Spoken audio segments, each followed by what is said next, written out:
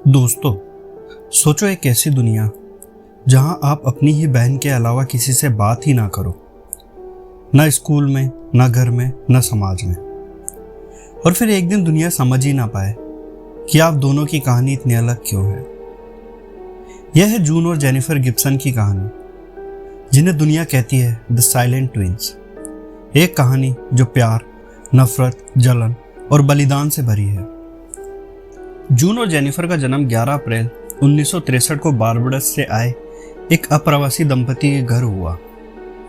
उनके पिता ऑर्बिन Gibson royal air force में टेक्नीशियन थे। वह 1960 के दशक में अपनी फैमिली को बारबडस से ब्रिटेन लेकर आए ताकि बेहतर जीवन बना सके।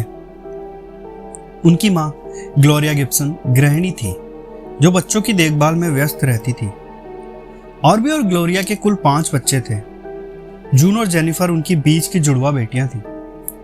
फैमिली शुरुआती दौर में यमन और जर्मनी के आरएफ के बेस पर भी रही, क्योंकि ऑर्बी की पोस्टिंग होती रहती थी।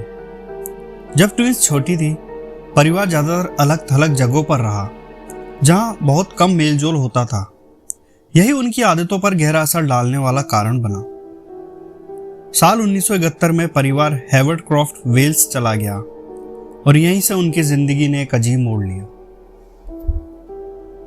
बचपन में जून और जेनिफर बिल्कुल सामान्य लगती थी, लेकिन धीरे धीरे उन्होंने दुनिया से बात करना बंद कर दिया। डॉक्टर्स को पहले लगा कि शायद स्पीच डिले है, लेकिन हकीकत यह थी कि दोनों ने मिलकर एक गुप्त भाषा बना ली थी, अंग्रेजी और बारबेडियन एक्सेंट का मिला जुला रूप, जिसे कोई समझ ही नहीं पाता था। उनके लिए दुनिया मौजूद ही नहीं थी, बस एक दूसरे की दुनिया में जीना ही सब कुछ था। वेल्स में उस समय अप्रवासी बहुत कम थे। स्कूल में ट्विंस को अक्सर बुली किया जाता था। उनके स्किन कलर और बोलचाल के कारण उन्हें अलग थलग रखा जाता। यह भेदभाव उन्हें और भी चुप और अलग थलग करता गया। टीचर्स ने देखा कि दोनों क्लास में बिल्कुल चुप रहती हैं। वह सिर्फ अपनी गुप्त भाषा में आपस में ही बातें करती, एक साथ चलती, एक साथ रुकती, एक साथ खाना खाती, मानो एक ही इंसान की 2 परछाइयां हों। स्कूल अथॉरिटी ने उन्हें अलग अलग स्कूल भेजने की कोशिश की, लेकिन जैसे ही अलग किया, उनका व्यवहार और भी ज्यादा अजीब और हिंसक हो गया। उनके माता पिता ऑर्बी और ग्लोरिया बिल्कुल असहाय महसूस करने लगे। वे समझ ही नहीं पा रहे थे कि उनकी बेटियां दुनिया से बात क्यों नहीं करती। चुप्पी के बावजूद ट्विंस की कल्पना शक्ति बेहद अद्भुत थी। ये दोनों लिखना पसंद करती थी, डायरिया, कहानियां और उपन्यास। जून अक्सर ट्रेजेडिक लव स्टोरी लिखती थी, जेनिफर थ्रिलर और डार्क क्राइम टेल्स लिखती। उन्होंने घर पर टाइपराइटर लेकर एक तरह की पब्लिशिंग प्रोजेक्ट भी शुरू किया। माता पिता को उम्मीद थी कि शायद लिखने से उनका भविष्य बन सके, लेकिन उनकी कहानियों में ज्यादातर जलन, मौत और एक दूसरे के पर हावी होने का भाव झलकते। उनके अंदर एक दूसरे के लिए प्यार भी था और नफरत भी। टीनेज में उनका व्यवहार और बदल गया। उन्होंने छोटी मोटी चोरी शुरू की और एक दिन उन्होंने पेट्रोल बम बनाकर एक बिल्डिंग में आग लगा दी। पुलिस ने उन्हें गिरफ्तार कर लिया। कोर्ट ने फैसला किया कि उन्हें सामान्य जेल में नहीं, बल्कि बोर्डमूर हॉस्पिटल भेजा जाएगा, जो ब्रिटेन का हाई सिक्योरिटी साइकियाट्रिक हॉस्पिटल है। यहां सबसे खतरनाक और मानसिक रूप से अस्थिर अपराधी रखे जाते हैं। सोचो दोस्तों, सिर्फ 19 साल की उम्र में वे दोनों ऐसी जगह भेज दी गई जहां खूंखार कातिल और साइकोपैथ रहते थे, और वहां उन्हें पूरे 11 साल तक रखा गया। बॉर्डमूर में डॉक्टरों को उनकी डायरिया मिली। उनमें लिखा था, जेनिफर लिखती थी, जून मेरी अनुमति के बिना कुछ नहीं कर सकती। और जून लिखती थी, जेनिफर मुझे कंट्रोल करती है। कभी कभी लगता है मेरी जिंदगी उसकी वजह से ही रुक गई है। उनका रिश्ता बेहद जटिल था। एक दूसरे के बिना रह नहीं सकती थी और साथ रहकर चलती भी थी।